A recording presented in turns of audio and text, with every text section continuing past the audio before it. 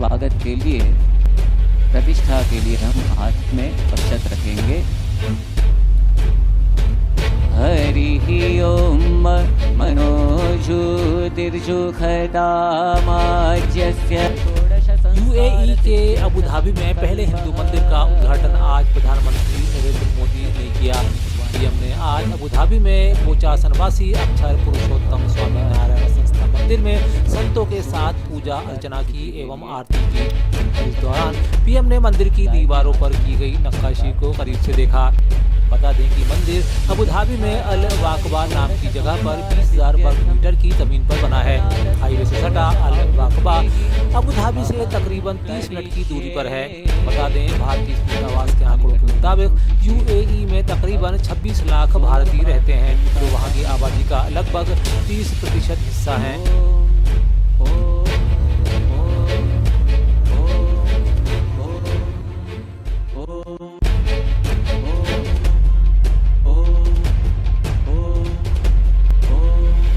Abu Dhabi में भगवान स्वामीनारायण का ये मंदिर विविधता में एकता के उस विचार को नया विस्तार दे रहा है।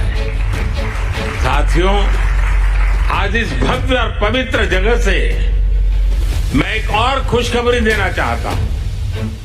आज सुबह यूएई के उपराष्ट्रपति हिज हाइनेस शेख मोहम्मद बिन राशिद ने दुबई में भारतीय श्रमिकों के लिए एक अस्पताल बनाने के लिए जमीन देने की घोषणा की है।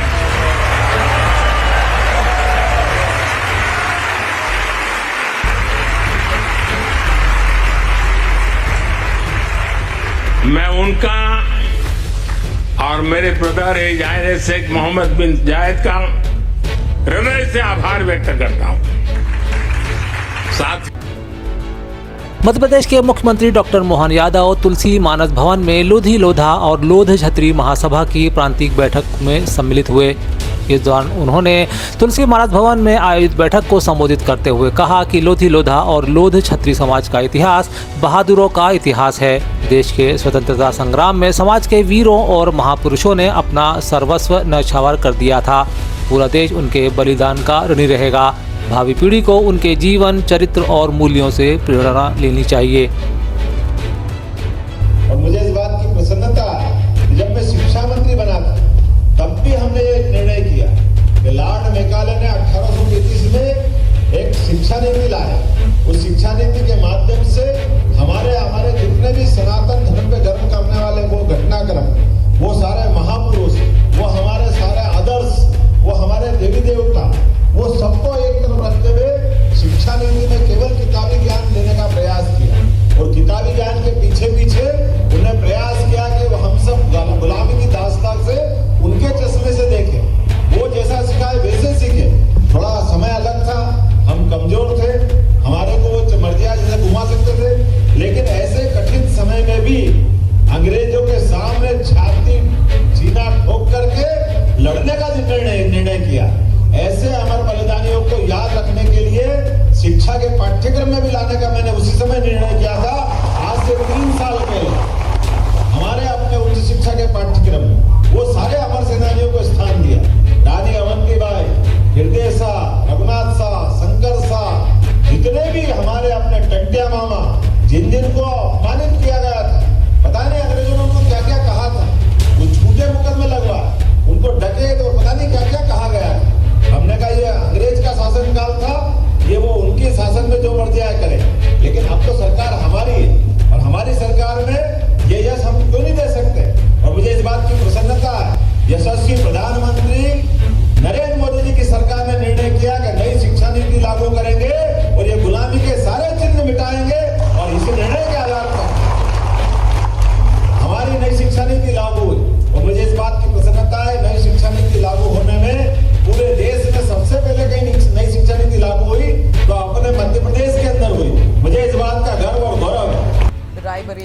कांग्रेस संसदीय दल की प्रमुख सोनिया गांधी ने आज राजस्थान से राज्यसभा चुनाव के लिए नामांकन पत्र दाखिल कर दिया। वे दोपहर जयपुर स्थित विधानसभा पहुंची और अपना पर्चा दाखिल किया। इस दौरान उनके साथ राहुल गांधी और प्रियंका गांधी वाड्रा के अलावा राज्य के पूर्व मुख्यमंत्री अशोक गहलोत और प्रदेश कांग्रेस अध्यक्ष गोविंद सिंह डोटासरा मौजूद रहे।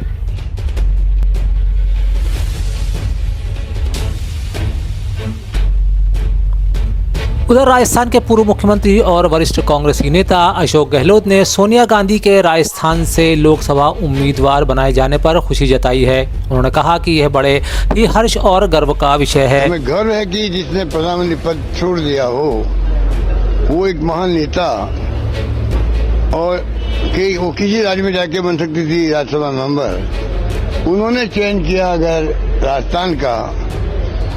आज ये खबर पूरे देश में दुनिया में जाएगी कि सोनिया गांधी जी जो महान नेता देश की, वो उन्होंने राज्यसभा में राजस्थान से जाने का चयन किया है। तो आप सोच सकते हो राजस्थान का जो राजस्थान की चर्चा देश की दुनिया में होगी आज। तो आप सोच सकते हो कि हम सबके लिए कितने बड़े गर्व की बात है। उधर भाजपा ने भी मध्य प्रदेश के राज्यसभा उम्मीदवारों के नामों की घोषणा कर दी। राज्य की कुल 5 सीटों पर चुनाव होने हैं। इसमें भाजपा की 4 और कांग्रेस की 1 सीट पर जीत पक्की है। भाजपा ने डॉक्टर एल मुरुगन, उमेश नाथ महाराज, माया नारोलिया और बंसीलाल गुर्जर को उम्मीदवार बनाया है। वहीं कांग्रेस ने अशोक सिंह को अपना उम्मीदवार बनाया है। कोई अतिरिक्त उम्मीदवार न होने से यह स्पष्ट है कि चुनाव निर्विरोध ही होंगे। उधर मध्य प्रदेश के सीएम डॉक्टर मोहन यादव ने ट्वीट के माध्यम से समस्त उम्मीदवारों को बधाई प्रेषित की है। अब जबकि भाजपा ने लोकसभा उम्मीदवारी को लेकर मध्य प्रदेश से दावेदारों की घोषणा कर दी, खबर के बाद पार्टी के भीतर खबरों का बाजार गर्म है। ऐसे में विपक्ष ने इस पर तंज कसा है।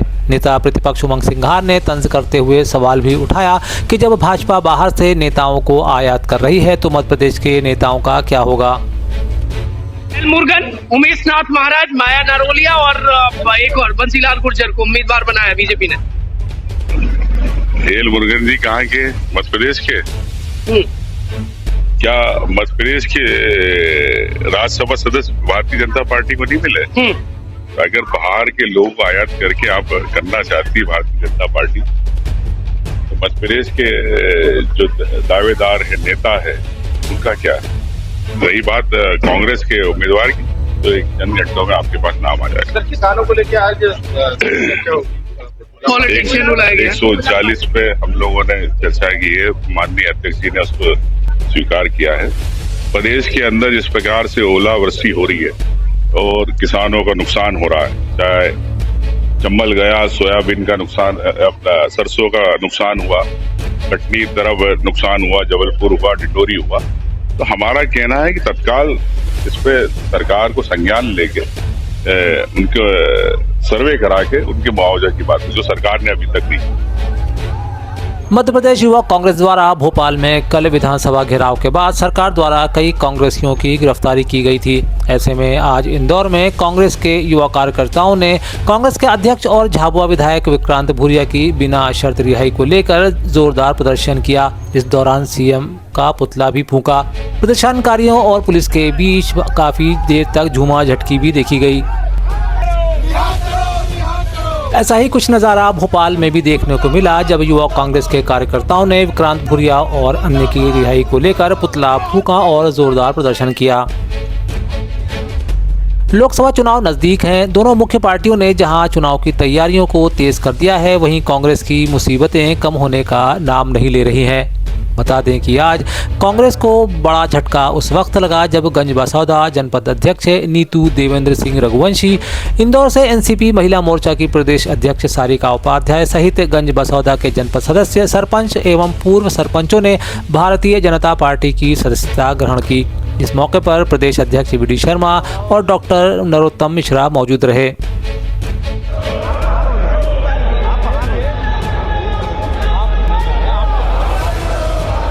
मध्य प्रदेश विधानसभा की कार्यवाही का आज 6वां दिन था। सदन के अंदर आज भी जमकर हंगामा देखने को मिला। सदन के अंदर जल जीवन मिशन का मुद्दा उठाया गया, जिसको लेकर विपक्ष ने वॉकआउट कर दिया। विपक्ष ने बीजेपी के सभी विधायकों पर नल जल मिशन में घोटाले का आरोप लगाया है। साथ ही मांग की है कि भ्रष्टाचार में सरकार के कौन लोग लिप्त हैं, इसकी जांच की जाना चाहिए।